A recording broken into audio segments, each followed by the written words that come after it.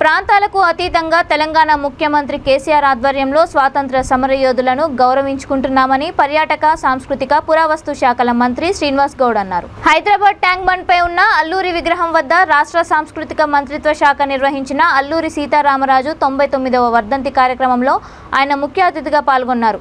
ఈ సందర్భంగా ఆయన మాట్లాడుతూ తెలుగు జాతి పౌరుషం అల్లూరి సీతారామరాజు అని ఆయన జయంతి వర్ధంతి కార్యక్రమాలను తమ ప్రభుత్వం అధికారికంగా నిర్వహిస్తోందని అన్నారు.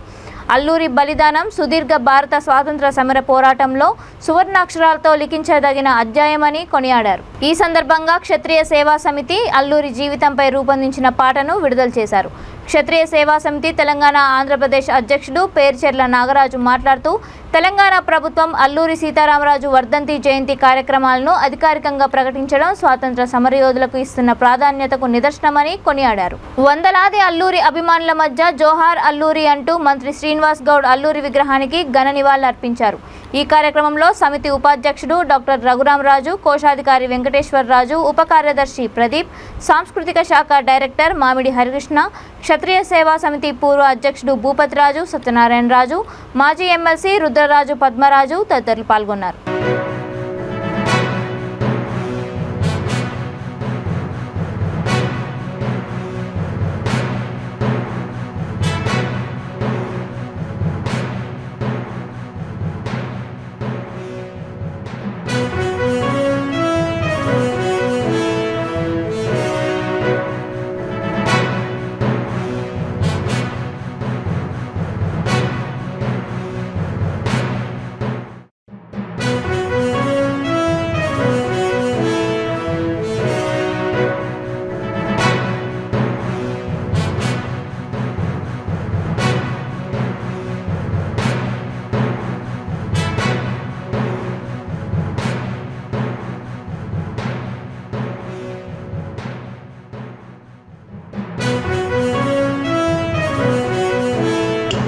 ఆయనకి అల్లూరి సీతారామరాజు అంటే అత్యంత గౌరవం, అత్యంత మక్కువ అని చెప్పి అనేక సందర్భాల్లో ఆయన వెల్లడించడం కూడా జరిగింది.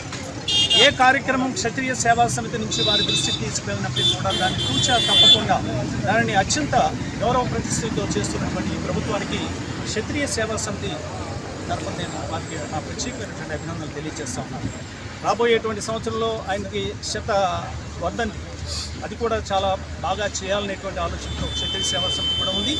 మరి ఆయన వర్ధంతిని రేపు జయంతిని కూడా రవీంద్ర భారతిలో చాలా పెద్ద ఎత్తున చేయాలని చెప్పి కూడా శ్రీనివాస్ గౌడ్ గారు చెప్పడం కూడా అభినందనీయం, హర్షణీయం అని చెప్పి కూడా ఈ సందర్భంగా తెలియజేస్తాం. బ్రిటిష్ వారి యొక్క దాస్యశృంఖలాల నుంచి మరి ఈ దేశానికి విముక్తి కలిగించాలనేటువంటి ఒక జిజ్ఞాసతో, పట్టుదలతో, కార్యదీక్ష తత్పరుడే ఆ రోజు బ్రిటిష్ వారిని ఎదిరించి తూటాలతో మరి అమరుడైనటువంటి మహోన్నతమైనటువంటి వ్యక్తి అల్లూరి సీతారామరాజు అని చెప్పి తెలియజేస్తాం. మరి సినీ నటుడు కృష్ణ గారు అల్లూరి సీతారామరాజు సినిమా తీసిన తర్వాత తెలుగు వీర లేవరా, దీక్షభూని సాగరా, దేశమాత స్వేచ్ఛ కోసం తిరుగుబాటు చేయరా అని చెప్పి ఆ దానిలో ఉన్నటువంటి ఆ పాట మరి ఎంతోమందిని